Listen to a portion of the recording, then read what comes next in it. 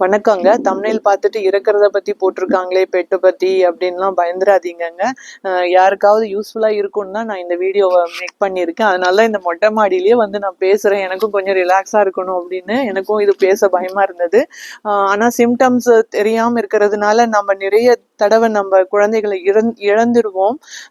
யாருக்காவது யூஸ்ஃபுல்லா இருக்கும். இது ஒரு பாயிண்ட்டையும் நீங்க வீடியோக்குள்ள இருக்கிற ஒன்னொன்னையும் பார்த்துக்காங்க. ரொம்ப பயனுள்ளதா இருக்கும். வீடியோக்குள்ள போறதுக்கு முன்னாடி யாராவது இந்த சேனல்ல வந்து சப்ஸ்கிரைப் பண்ணாம பார்த்துட்டு இருக்கீங்கன்னா கண்டிப்பா சப்ஸ்கிரைப் பண்ணி வச்சுக்காங்க. டாக் ரிலேட்டடான நிறைய தகவல்களை வந்து வீடியோவா நான் ரெகுலரா போஸ்ட் பண்ணிட்டு இருக்கேன் என்னுடைய சேனல்ல. உங்களுக்கு ரொம்ப யூஸ்ஃபுல்லா இருக்கும்.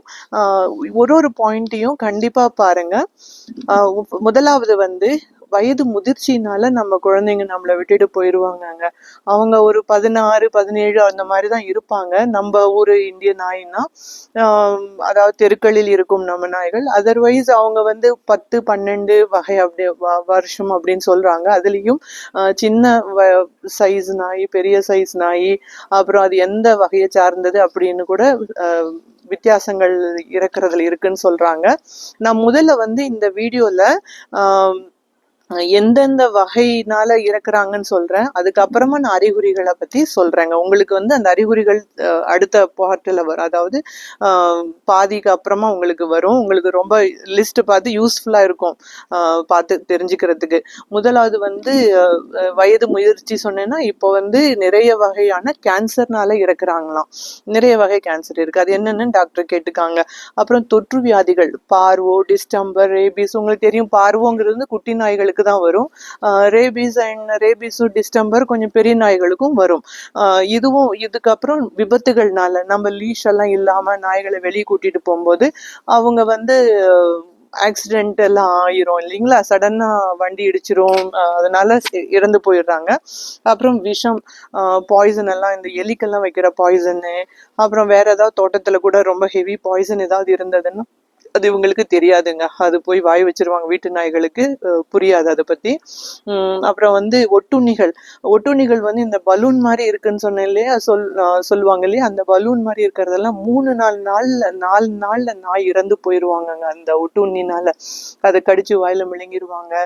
அது வந்து அது வேற வேற பூச்சிகள் எல்லாம் ஒட்டுண்ணிகள் மேலே இருக்கும் இல்லையா, அதெல்லாம் ஒண்ணு விடாம நம்ம எடுத்துடணும்.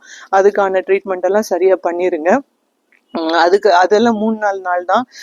அப்புறம் இதய கோளாறுனாலையும் நாய் இறந்துருவாங்கங்க.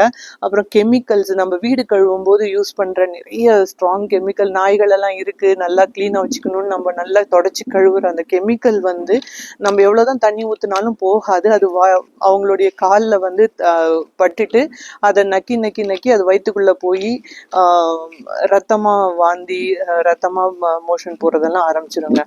அப்புறம் இதேதான் அந்த பார்வோக்கும் அதே மாதிரிதான் நடக்கும். அவங்க அந்த பிளாஸ்டிக் எல்லாம் சாப்பிட்டுட்டு டைஜஸ்ட் ஆகாம அந்த ப்ராப்ளத்துலயும் அதுதான் ஆகும். பின்னாடி வந்து இது வந்து இந்த கெமிக்கல் பத்தி சொல்லும் போதே உங்களுக்கு இந்த கேஸ்ட்ரோ இன்டெஸ்டினல் இஷ்யூஸ்ன்னு சொல்றாங்க இல்லையா, அதாவது எல்லாமே இந்த வயிற்றுல உள்ள போறது, வாய் வழியா போற இந்த வகைகள் எல்லாமே. இன்னொன்னு ஜிடிவின்னு ஒண்ணு இருக்கு, அது வந்து கேஸ்ட்ரிக் டைலட்டேஷன் அண்ட் வோல்வுலஸ் அப்படின்னு சொல்றாங்க. அப்புறம் ஐபிடி, இன்ஃப்ளமேட்டரி பவுல் டிசீஸ். இந்த 3மே வந்து வயிறுக்குள்ளவே இருக்கிற பிரச்சனைங்க. அதாவது நம்ம கொடுக்குற கெமிக்கல் ஆகட்டும், நம்ம கொடுக்கும்போது ஏதாவது அழுகுன சாப்பாடு ஏதாவது உள்ள போயிருக்கலாம், இல்லை நாய்களுக்கு விஷமுள்ள சில சாப்பாடுகள் வந்து நம்ம தெரியாம இந்த சாக்லேட்டு, அப்புறம் இந்த கிஸ்மிஸ், அலோவேரா இதெல்லாம் கூட பாய்சன் சாமானுங்க. அப்புறம் அவங்களுக்கு ஒத்துக்காத இன்னும் நிறைய நாய்களுக்கு கொடுக்கக்கூட, மனுஷங்க சாப்பிடுவாங்க ஆனா நாய்கள் சாப்பிடக்கூடாது, அது அவங்களுக்கு பாய்சன் இருக்கிற நிறைய ஃபுட் வெரைட்டிஸ் இருக்கு. அது என்னென்னு பார்த்துக்காங்க. இந்த மஷ்ரூம், அப்புறம் இன்னும் ஒரு 4-5 சாமான் இருக்குங்க. மசாலா, உப்பு, புளிக்காரம், சுகர் இதெல்லாம் கூட கொடுக்கக்கூடாது. அழுகுனது, அப்புறம் எலும்பு துண்டுகள், இதெல்லாம் வந்து நாய்களுக்கு பிடிக்கும்னு கொடுத்துருவாங்க. அது வந்து டைஜஸ்ட் ஆகி வராதுங்க, பாய்சனுங்க. பாய்சன் எலும்பு பாய்சன் இல்லை, ஆனா இது உள்ள போய் குத்திரும். ஒண்ணு தொண்டையில குத்திடும், இல்லைன்னா கிழிச்சு அங்கேயே மாட்டிக்கும், இல்லைன்னா வயிற்றுல போய் குடலை கிழிச்சு விட்டுரும். இதனால கூட ரத்தமா போறதெல்லாம் வாந்தி, மோஷன் போறது இருக்கும். அப்புறம் ஸ்ட்ரெஸ்னாலையும் நாய்கள் வந்து இறந்து போவாங்க. அவங்கள நம்ம கவனிக்காம அவங்களுக்கான டைம் எல்லாம் கொடுக்காம இருந்தோம்னா, அன்பு கிடைக்கலைன்னா அதுக்காகவும் நாய்கள் வந்து நம்ம செல்லங்க இறந்து போயிடுறாங்க. அப்புறம் இந்த மெயினா வந்து இது 50% நாய்கள் வந்து 50% நாய்கள் வந்து இந்த ஃபுட்டுனாலதான் இறக்குறாங்க அப்படின்னு சொல்றாங்க. வயிற்றுக்குள்ள போற கார மசாலா, அப்புறம் இந்த எலும்புகள் டைஜஸ்ட் ஆகாம இதெல்லாம் இந்த கேஸ் மாதிரி ஃபார்ம் ஆயிருங்க.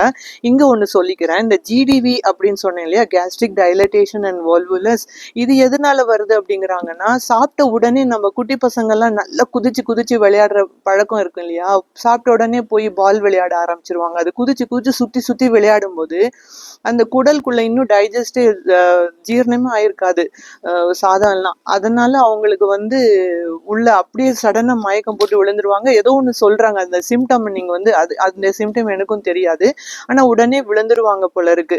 அது என்னன்னு கேட்டுக்காங்க. அதனால எதுக்கு நமக்கு வம்பு, நம்ம நாய் சாப்பிட்ட உடனே விளையாட வைக்க வேண்டாம், அது குதிச்சாலும் கொஞ்ச நேரம் இரு அப்படின்னு சொல்லிருங்க.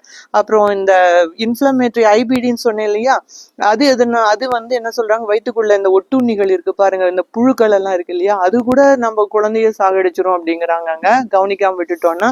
அப்புறம் இந்த ஜெனட்டிக் பாரம்பரியமாவே சில நோய்கள் வியாதிகள் இருக்குங்க. அதுல வந்து ஹிப் டிஸ்பிளேசியா அப்படின்னு சொல்றாங்க. அது என்ன பண்ணும்னா, அவங்கள வந்து 100-150 வருடத்துக்குள்ளதான் இனப்பெருக்க, அத புது புது வகையா உருவாக்குனதுல இந்த பாரம்பரிய வியாதியே வந்துருச்சாம் அவங்களுக்கு. இது வந்து பெரிய நாய்களுக்கு இருக்கும் அப்படின்னு சொல்றாங்க.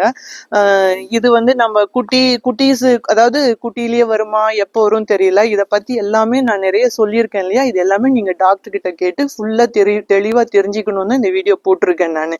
இப்படியும் ஒரு பாயிண்ட் இருக்கு நம்ம குட்டிங்களை வளர்க்கும் போது அப்படின்னு.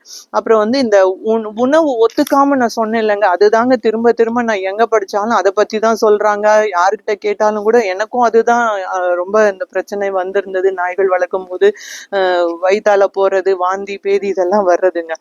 இப்போ வந்து நம்ம அறிகுறிகளை பார்க்கலாம். அறிகுறிகள் மட்டும் நான் சொல்ற ஒரு அறிகுறியும் நீங்க எழுதி வச்சுக்காங்க. இன்னும் எத்தனை அறிகுறிகள் இருக்கோ நீங்க உங்க டாக்டர் கேட்டு தெரிஞ்சுக்காங்க. இந்த அறிகுறிகள் எது நீங்க பார்த்தாலும் உடனே நீங்க வந்து ஹாஸ்பிட்டல் கூட்டிட்டு போய் தாங்க ஆகணும். டிலே பண்ணவே கூடாது. அன்னைக்கே கூட்டிட்டு போயிருங்க. நான் சொல்ற இந்த அறிகுறிகள் நம்ம குழந்தைங்களுக்கு தெரிஞ்சதுன்னா அன்னைக்கே நீங்க கிளம்பிருங்க. பப்பியை கூட்டிட்டு இல்ல நம்ம பையன்களை கூட்டிட்டு கிளம்பிருங்க. ஃபர்ஸ்ட் வந்து சடனா நாய் வந்து கீழே விழுந்து மயக்கமாறது அப்படிங்கிறாங்க. ரெண்டாவது வந்து சோர்வு. எங்க நாய் இருந்ததும் இந்த டிக் ஃபீவர்னால சோர்வா இருந்தான். நாங்களும் அவனை அப்படிதான் இழந்துட்டோம். 2-3 நாள்ல இறந்துட்டான் அவன். ஜுரம், சோர்வா இருந்தான், மூச்சு அரைச்சிட்டு இருந்தான். மூணாவது வந்து ஒன்னு சடன் டெத், சடனா சாகிறது. ரெண்டாவது சோர்வு, மூணாவது வந்து ஜுரம், அப்புறம் நாலாவது மூச்சு அரைக்கும், அப்புறம் இரும்புவாங்க, அப்புறம் அப்படி இல்லைன்னா வாய் அப்படின்னு இழுப்பாங்க. இது வந்து 4வது பாயிண்ட். 5வது வந்து இதயம் படபடன்னு ஆயிரும். சடனா என்னவோ இதயம் படபடன்னு அடிச்சுப்பாங்க அவங்களுக்கு, அதையும் கவனிச்சுட்டே இருங்க. 6வது வந்து வாந்தி, வயிற்றுப்போக்கு. இதுல வந்து ரத்தமா கூட போகும் அப்படிங்கிறாங்க. ரத்தமா போலாம், இல்ல ரத்தம் இல்லாம கூட போலாம். இது சில பார்வோ, அப்புறம் நான் சொன்ன இந்த கெமிக்கல் உள்ள போறது, பாய்சனு, அப்புறம் வாந்தி, நொர வாந்தி, எந்த ஒரு, அப்புறம் இந்த வாந்தி, வயிற்றுப்போக்கு சொன்னேன்ல, ரத்தமா போறது, அப்புறம் நொரையா வர்றது, இந்த சிம்டம் இருந்தாலும் நீங்க உடனே போயிடணும் ஹாஸ்பிட்டல். அப்புறம் 8வது வந்து வலிப்பு வந்ததுன்னா உடனே போடணும். 9வது திடீர்னு சாப்பிடாம இருப்பாங்க. சடனா சாப்பாடு வேண்டாம் நிறுத்திடுவாங்க அவங்க, அப்படின்னா ஏதோ ஒரு பிரச்சனை இருக்குன்னு அர்த்தம். அப்புறம் 10வது வந்து தண்ணி நிறைய குடிப்பாங்க. ஒண்ணு தண்ணி நிறைய குடிச்சிட்டே இருப்பாங்க, இல்லைன்னா இது டிக் ஃபீவர்ல எல்லாம் கூட தண்ணி நிறைய குடிச்சிட்டு இருந்தாங்க எங்க பையன். அப்புறம் 11வது வந்து தண்ணிய வந்து குடிக்காமலே கூட இருப்பாங்க. ஒரு வகை இருக்கு, நிறைய வகைகள் இருக்கு. 12வது வந்து இந்த சிறுநீர் மோஷன் சொன்னேன் இல்லையா, ரத்தத்துலயா போகும், சிலருக்கு வாயில நுர வரும். இந்த டைம்ல வந்து சிறுநீர் மோஷன் போகாமலே இருப்பாங்கங்க. வரவே வராது. ஒரு நாள் பாப்பீங்க, காலையில மாலையில என்னடா ஒண்ணுமே பண்ணல, மறுநாளும் போக மாட்டாங்க. உடனே போயிருங்க நீங்க தூக்கிட்டு. அப்புறம் யூரின் வந்து சில சிம்டம் வந்து யூரின் அடிக்கடி போறது.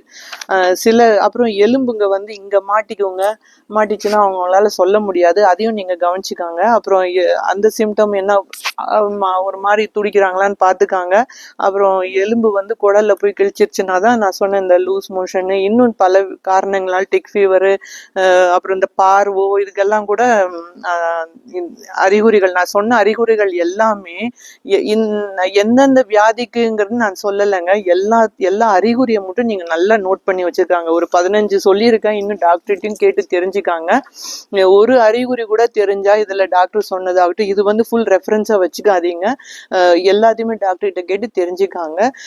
இன்னும் நிறைய தகவல் இருக்கிற நாய்கள் பற்றி தகவல் இருக்கிற வீடியோக்கள் வந்து நான் நிறைய ரெகுலரா போஸ்ட் பண்ணிட்டு இருக்கேன். அடுத்தடுத்த வீடியோஸை போய் பாருங்க. கண்டிப்பா உங்களுக்கு யூஸ்ஃபுல்லா இருக்கும். அப்புறம் பார்த்துட்டு கண்டிப்பா ஷேர் அவசியம் இருந்தால் ஷேர் பண்ணுங்க, லைக். இந்த வீடியோ உங்களுக்கு எவ்வளோ பயனுள்ளதா இருந்ததுன்னு எனக்கு தெரியப்படுத்துங்க கமெண்ட் மூலமா. ஏதாவது நான் மிஸ் பண்ணியிருந்தேன்னா கண்டிப்பா அதையும் சொல்லுங்க.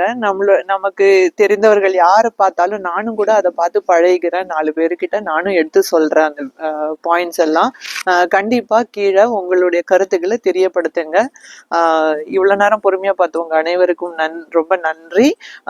இனி வரும் என்னுடைய வீடியோஸையும் பாருங்க. உங்க கமெண்ட்ஸை கீழே சொல்லுங்க. தேங்க்யூங்க.